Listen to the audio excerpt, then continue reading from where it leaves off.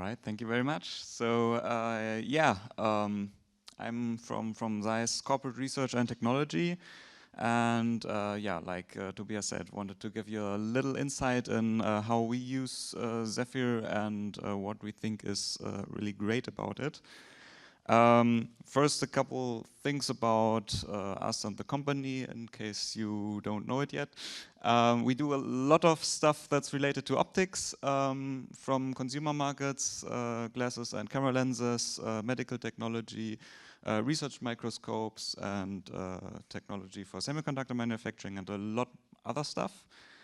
And I'm from the Corporate Research and Technology department, so what we do is basically we find the innovations that will lead the company further and really make a future for us as the companies, and also find and evaluate the technologies that can improve our product. So we are researching everything before it is even considered in a product, of course considering what we might want to have as a product in the future.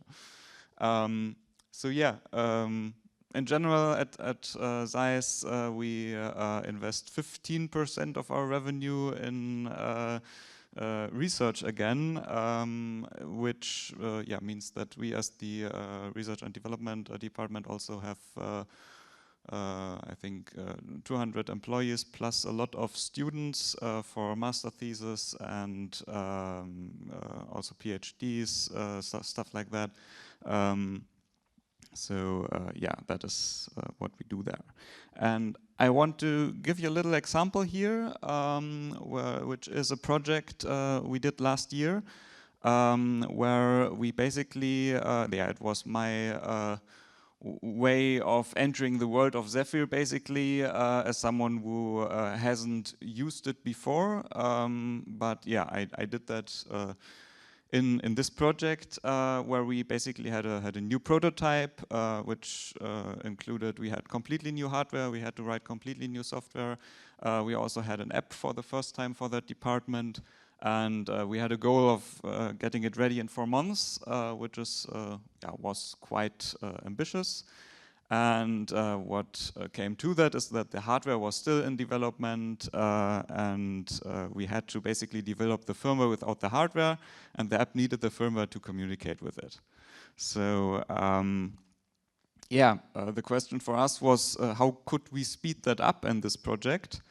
So this is really from a product development perspective already, where the question is, okay, we can use Zephyr, it will make us a lot faster, it has a lot of components already there, a lot of device drivers, board support, and so on.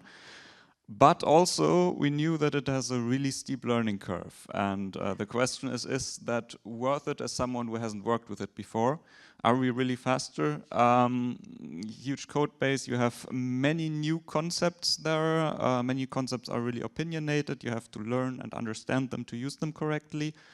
In general, it's just way more complex than an RTOS kernel, and also way more complex than the manufacturer tooling for a specific manufacturer. But it has a lot of things to offer, and one thing, as I just said, it might be simpler to go with a manufacturer tooling for one single manufacturer, but we as the research department try out all kinds of things, and for us it's always important to really be flexible and be able to change out things and get started really quickly, and for that Zephyr could be a really great opportunity. So we did that project. We actually achieved the goal, in the end we can say it was definitely worth it, and for us we were much closer with it to the final product than we could be with most alternatives, because the code that was written for the prototype is in a state, due to the opinionated concepts in Zephyr, that is relatively easy to now lead into the software for the final product. Also, what we managed with the simulation and stuff like that, and also the modular nature of Zephyr, we could develop against just parts of the of the hardware.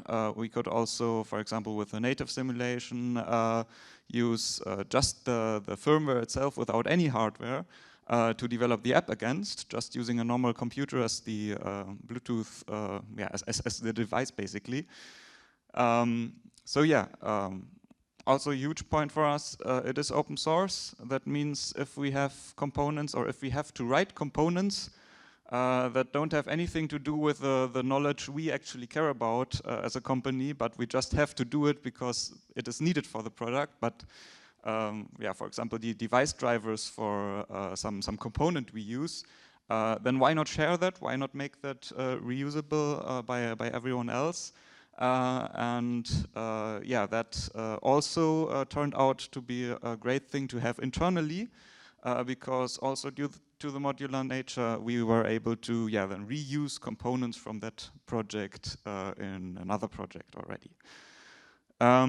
So yeah, that was the perspective from the product development, but yeah, more generally, what makes Zephyr awesome for us? We are a Zephyr project member, and we really want to use Zephyr a lot more in the future, and it is something that really comes naturally because there really is no alternative right now, I would say, with that much flexibility that is that easy to also get into by people from outside the company that we could use across all of our departments basically. And yeah, we have, like I said, lots of component drivers already. But also a huge thing for us is onboarding new employees. Like if people, for example, learned Zephyr in university or maybe even have experience outside of it or in past jobs, then it is really easy to just get started. And we have students who got really started with the actual project work in 1 week with Zephyr because they already knew it. And this is, I think, a really great example of why such an open platform that is used across across the world, basically by a lot of people, really helps also us as companies to use it easily. And also, like I said as well, trying out new hardware platforms, we do that a lot, and especially if Zephyr is supported by a manufacturer, it is really easy to get a new component, get a new sensor, and all you care about is like how it behaves physically and what values come out of it. And with Zephyr, if it is supported, you can just start it. It doesn't start with it. It doesn't matter what board you use to control it. Basically, you can just go ahead, use it, and it works. And yeah, for that reason, Zephyr is a really great opportunity for us, and I think it can be a great bridge as well between the academic world and computer science concepts being developed there and the industry where those concepts are then used to develop real products. Thank you.